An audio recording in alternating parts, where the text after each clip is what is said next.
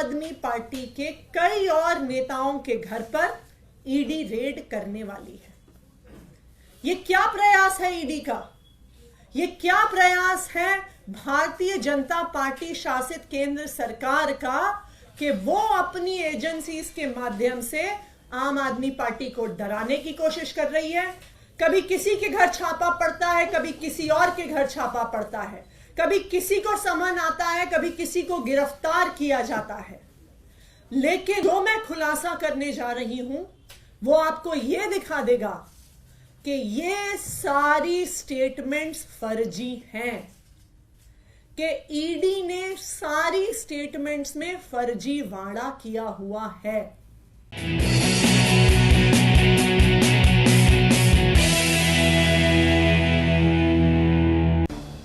जैसा कि आप सबको पता है कि कल शाम को मैंने ट्विटर के माध्यम से यह बताया था कि आज सुबह 10 बजे मैं ईडी पर एक बहुत बड़ा एक्सपोजे करने वाली हूं। इस एक्सपोजे को रोकने के लिए, आम आदमी पार्टी को डराने के लिए, आम आदमी पार्टी को चुप कराने के लिए आज सुबह 7 बजे से ही आम आदमी पार्टी से जुड़े हुए लोगों के घर पर, आम आदमी पार्टी के नेताओं के घर पर ईडी की रेड शुरू हो गई है।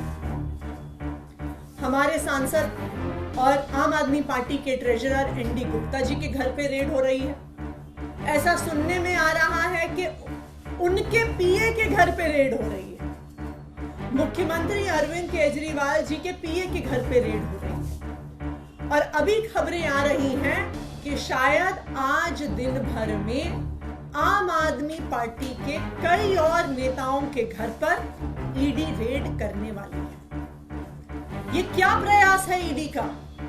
ये क्या प्रयास है भारतीय जनता पार्टी शासित केंद्र सरकार का कि वो अपनी एजेंसीज के माध्यम से आम आदमी पार्टी को डराने की कोशिश कर रही है, धमकाने की कोशिश कर रही है और हमारी बात को दबाने की कोशिश कर रही है। मैं प्रधानमंत्री नरेंद्र मोदी जी को, भारतीय जनता पार्टी को और उनकी एजेंसियों को जो ईडी और सीबीआई हैं, ये बताना चाहती हूं कि आम आदमी पार्टी आपकी धमकियों से डरने वाली नहीं है। पिछले 2 साल से इसी तरह आम आदमी पार्टी के नेताओं को डराया धमकाया जा रहा है। इस तथाकथित शराब घोटाले के नाम पर कभी किसी के घर छापा पड़ता है, कभी किसी और के घर छापा पड़ता है, कभी किसी को समन आता है, कभी किसी को गिरफ्तार किया जाता है। लेकिन इस 2 साल के इन्वेस्टिगेशन में अभी तक ईडी को कुछ नहीं मिला है। किसी भी क्रिमिनल इन्वेस्टिगेशन में 3 चीजें महत्वपूर्ण होती हैं। सबसे पहले रिकवरी ऑफ मनी, जिसकी लॉन्ड्रिंग हुई है। ED prevention of money laundering act के तहत केस करता है तो सबसे पहली और सबसे जरूरी चीज है कि ईडी को रिकवरी ऑफ मनी करनी पड़ेगी। लेकिन 2 साल में सैकड़ों रेड के बाद भी 1 रुपए की भी रिकवरी ईडी नहीं कर पाई। किसी भी केस में दूसरी महत्वपूर्ण चीज होती है सबूत। लेकिन 2 साल के बाद भी कोई भी पुख्ता सबूत ईडी को नहीं मिला है और ये कोर्ट ने भी बार बार पूछा है कि सबूत सामने रखिए। किसी भी केस में तीसरी महत्वपूर्ण चीजें होती हैं स्टेटमेंट्स, यानी कि गवाही। ईडी का जो सारा केस है वो सिर्फ और सिर्फ गवाही पर और कई गवाहों को, कई अक्यूज्ड को सरकारी गवाह बनाकर और उन्होंने जो स्टेटमेंट्स दी हैं उसके आधार पर बना हुआ है। और आज जो मैं खुलासा करने जा रही हूं वो आपको यह दिखा देगा कि ये सारी स्टेटमेंट्स फर्जी हैं, कि ईडी ने सारी स्टेटमेंट्स में फर्जीवाड़ा किया हुआ है। जैसा कि आपको पता है कि जब कई ऐसी स्टेटमेंट्स किसी अक्यूज से, किसी सरकारी गवाह से, किसी विटनेस से ली गई। उसके बाद कई विटनेस सामने आए और उन्होंने ये कहा कि उनसे स्टेटमेंट दबाव पूर्वक डलवाया गया, लिखवाया गया। एक विटनेस ने कहा कि उन्होंने ईडी वालों ने इतनी जोर की थप्पड़ मारा कान पे कि कान की पट्टी फट गई। इस वजह से इस दबाव में उन्होंने स्टेटमेंट दी। एक विटनेस ने कहा कि उनको यह कहा गया कि अगर आप नेताओं के खिलाफ बयान नहीं दिया तो हम देखेंगे कि तुम्हारी बेटी कॉलेज कैसे जाती है। एक और विटनेस को डराया गया, उसको कहा कि तेरी बीवी को अरेस्ट कर लेंगे, तेरी बीवी को जेल के अंदर डाल लेंगे अगर तुमने आम आदमी पार्टी के नेताओं के खिलाफ स्टेटमेंट नहीं दी। तो बार बार अलग अलग लोगों को डरा के, धमका के गलत स्टेटमेंट साइन कराए गए। अब कैसे पता चलेगा कि जो स्टेटमेंट ईडी ने कोर्ट में सबमिट करी है क्या वो सही थी स्टेटमेंट? क्या गवाह ने कुछ और कहा था? क्या वो डरा धमका के ली गई है? इस देश में पुलिस के द्वारा, इन्वेस्टिगेटिंग एजेंसीज के द्वारा इस प्रकार का डराना धमकाना रोकने के लिए 2020 में सुप्रीम कोर्ट ने एक ऑर्डर दिया।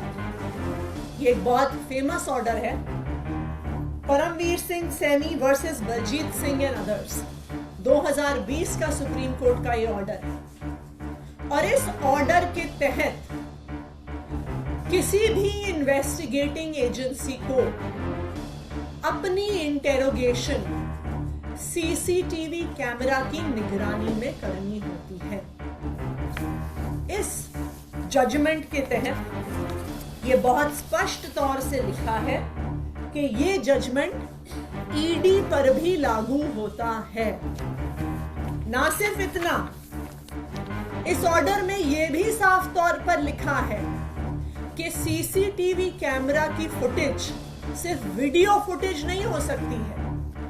इसमें लिखा है CCTV cameras that have to be installed must necessarily consist of audio as well as video footage. ये सुप्रीम कोर्ट का आदेश है। क्यों? क्योंकि अगर ऑडियो और वीडियो फुटेज नहीं होगी तो यह सबूत नहीं बचेगा कि क्या किसी विटनेस को डराया गया, क्या किसी विटनेस को धमकाया गया। जो विटनेस ने बोला और जो कागज में लिखा गया क्या वो एक ही चीज है या वो अलग अलग चीज है। इसीलिए सुप्रीम कोर्ट ने यह आदेश दिया। इसी आदेश को रीआइटरेट किया सीबीआई के स्पेशल कोर्ट में एक्साइज पॉलिसी मैटर में ही जस्टिस एमके नागपाल ने, और ये किया उन्होंने 19 जुलाई को, जब एक अक्यूज्ड ने ईडी की सीसीटीवी की फुटेज मांगी। तो इसी सुप्रीम कोर्ट के ऑर्डर का हवाला देते हुए एमके नागपाल जी ने कहा कि ये हर विटनेस का, हर अक्यूज्ड का अधिकार है कि उन्हें सीसीटीवी फुटेज मिले with audio and with video. अब आप सुनिए, अब मैं आपको एक ऐसा फैक्ट बताने वाली हूं जिससे आपके रोंगटे खड़े हो जाएंगे। जब एक अक्यूज्ड ने कुछ दिन पहले कोर्ट में एप्लीकेशन डाली और कहा कि मुझे सीसीटीवी फुटेज चाहिए, तो क्या उन्होंने एप्लीकेशन क्यों डाली? क्योंकि उनका, जो ये अक्यूज्ड थे, एक सरकारी गवाह से ईडी में आमना सामना करवाया गया। उस आमने सामने में सवाल जवाब हुए, स्टेटमेंट्स दी गई, अक्यूज्ड द्वारा दी गई, सरकारी गवाह द्वारा दी गई। इस पूरी प्रक्रिया में उस कमरे में एक सीसीटीवी कैमरा लगा हुआ। ये पूरी प्रक्रिया सीसीटीवी कैमरा की निगरानी में हुई। लेकिन जब वो स्टेटमेंट कोर्ट में जमा कराई गई तो अक्यूज्ड ने देखा कि जो बात कमरे के अंदर हुई थी और जो बात कागज पर आई है वो दोनों अलग अलग हैं। और इसीलिए इस केस के उस अक्यूज्ड ने सीसीटीवी फुटेज के लिए एप्लीकेशन डाली। और आपको पता है, जब ईडी ने वो फुटेज दी तो उन्होंने उस फुटेज का ऑडियो डिलीट कर दिया। सिर्फ वीडियो फुटेज दी गई, ऑडियो फुटेज डिलीट कर दी गई और सारा एविडेंस कि वास्तविक तौर पे उस कमरे में क्या बात हुई थी, उस सारे एविडेंस को ईडी द्वारा डिलीट कर दिया गया। और ना सिर्फ उस एक मैटर में, आम आदमी पार्टी के पास विश्वसनीय सूत्रों से ये खबर है कि जब से ये एक्साइज पॉलिसी का इन्वेस्टिगेशन शुरू हुआ है, पिछले 1.5 साल की सारी इंटेरोगेशन, सारे सवाल जवाब जो हुए हैं ईडी में, सबकी ऑडियो फुटेज को डिलीट कर दिया गया है इन्फोर्समेंट डायरेक्टोरेट द्वारा, ईडी द्वारा। ये क्या दिखाता है कि जो एक तो रिकवरी नहीं हुई, सबूत नहीं मिला, और जो स्टेटमेंट्स थी, जो एकमात्र आधार थी ईडी के केस का, वो सारी स्टेटमेंट्स भी फर्जी हैं। क्योंकि अगर स्टेटमेंट फर्जी नहीं होती तो आपको ऑडियो डिलीट करने की क्या जरूरत थी। तो आज देश के सामने ये बात आ गई है कि यहां पे घोटाले की जांच नहीं हो रही है, ईडी की इस जांच में ही घोटाला है। आज मैं ईडी से पूछना चाहती हूं, मेरा पहला सवाल ईडी से, कि ये ऑडियो रिकॉर्डिंग्स डिलीट करके ईडी किसको बचाना चाहती है? ईडी क्या छुपाना चाहती है जिसकी वजह से उन्होंने पिछले 1.5 साल की सारी ऑडियो रिकॉर्डिंग्स डिलीट कर दी? मेरा ईडी से दूसरा सवाल कि आप देश के सामने, आप कोर्ट के सामने पूरी डिटेल्स रखिए कि पिछले 1.5 साल में आपने जितनी इंटेरोगेशन करी है, जितने सवाल जवाब करे हैं, उनमें से कितनी इंटेरोगेशन और सवाल जवाब के ऑडियो आपके पास आज मौजूद हैं।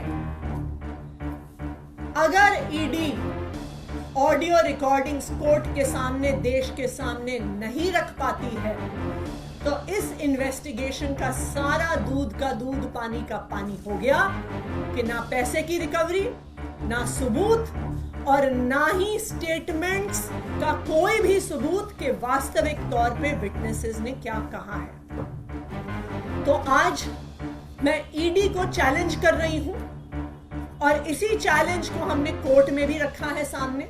हमने कल सीबीआई के और ईडी के स्पेशल कोर्ट में राउस एवेन्यू में एप्लीकेशन फाइल करी है, और हमने सारी की सारी वीडियो रिकॉर्डिंग्स और ऑडियो रिकॉर्डिंग्स की डिमांड करी। और मैं ईडी को चैलेंज कर रही हूं कि ये ऑडियो रिकॉर्डिंग्स देश के सामने रखें। Thank you.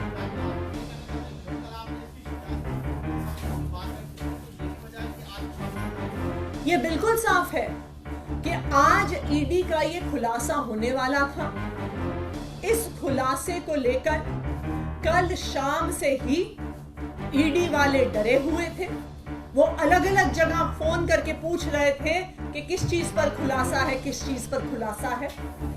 और आज इस खुलासे को रोकने के लिए आज सुबह 7 बजे से ही आम आदमी पार्टी के अलग अलग नेताओं के घर पे, उनसे जुड़े हुए लोगों के घर पे छापे शुरू हो गए। ये आम आदमी पार्टी को डराने का प्रयास है। वरना आप ये तो छोड़िए कि आम आदमी पार्टी के ट्रेजरर के घर पे रेड हो रही है, उनके पीए के घर पे रेड हो रही है, मुख्यमंत्री के पीए के घर पे रेड हो रही है। तो ये बिल्कुल साफ है कि एजेंसीज को सिर्फ डराने और धमकाने के लिए इस्तेमाल किया जा रहा है।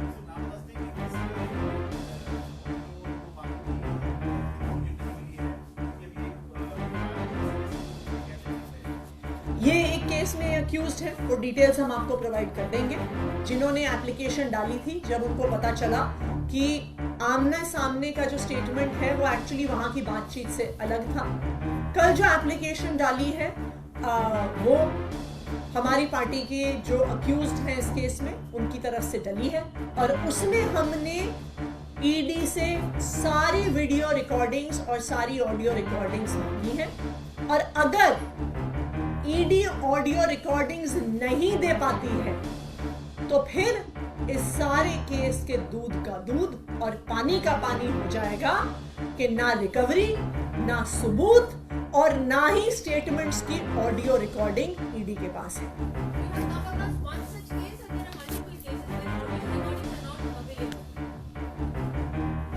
एक केस में यह साबित हो गया है कि ऑडियो डिलीट हो गया है और हमें विश्वसनीय सूत्रों से यह पता है कि सारे इंटेरोगेशंस का ऑडियो डिलीट कर दिया गया है ईडी के द्वारा।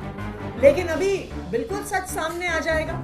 जो हमने एप्लीकेशन फाइल करी है उसमें देखते हैं, अगर ईडी ऑडियो नहीं दे पाती है तो ये बिल्कुल साफ है कि स्टेटमेंट्स का भी उनके पास कोई आधार